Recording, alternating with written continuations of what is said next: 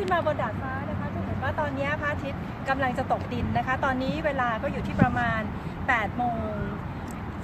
6โมงเย็นนะคะ6โมง25นาทีโดยประมาณนะคะอีก3นาทีข้างหน้านี้นะคะจะเป็นช่วงเวลาที่พระอาทิตย์น่าจะตกพอดีซึ่งวันนี้เนี่ยเป็นวัน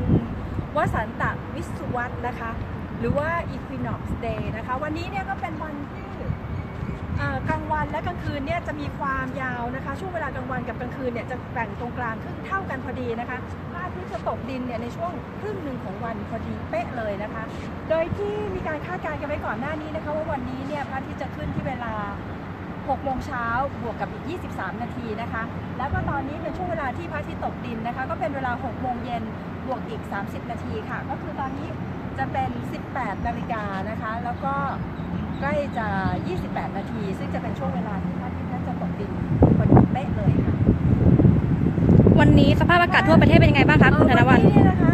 สภาพอากาศทั่วประเทศเนี่ยวันนี้ยังมีฝนนะคะแม้ว่าพายุฤดูร้อนเนี่ยจะเพิ่งจะสิ้นสุดลงไปนะคะการประกาศแจ้งเตือนเนี่ยวันนี้ไม่มีการประกาศแจ้งเตือนพายุฤดูร้อนแล้วก็จริงนะคะแต่ว่าวันนี้เนี่ยยังมีหลายพื้นที่ที่ยังต้องระวังอันตรายจากฝนตกหนักแล้วก็ลมกระโชกแรงอยู่แต่ว่าช่วงนี้ไม่มีลูกเห็บตกแล้วนะคะสำหรับพื้นที่จังหวัดไหนบ้างเนี่ยวันนี้ติดตามได้นะคะในช่วงข่าวพยากรณ์อากาศของไทย PBS นะคะก็จะอยู่ที่ช่วงเวลาประมาณก่อนข่าวราชสำนักเล็กน้อยนะคะก็คือก่อน2 โมงนี่มาดูกันว่า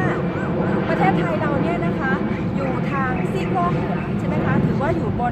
เหนือเส้นศูนย์สูตรขึ้นมาก็ถือว่ายังจัดอยู่ในกลุ่มของซีกโลกเหนือเพราะฉะนั้นเนี่ยวันนี้ซึ่งเป็นวันวสันตวิสุวัตเนี่ยนะคะก็ถือว่าเป็นวันที่นับเริ่มต้นเข้าสู่ช่วงฤดูใบไม้ผลิหรือว่าเป็นฤดูของสปริงนั่นเองนะคะตอนนี้ถ้าหากว่าบอกว่าอยากจะแต่งตัวให้รับกับเทรนด์แฟชั่นเนี่ยก็ต้องเข้าไปดูคอลเลคชันสปริงนะคะยังไงต่อ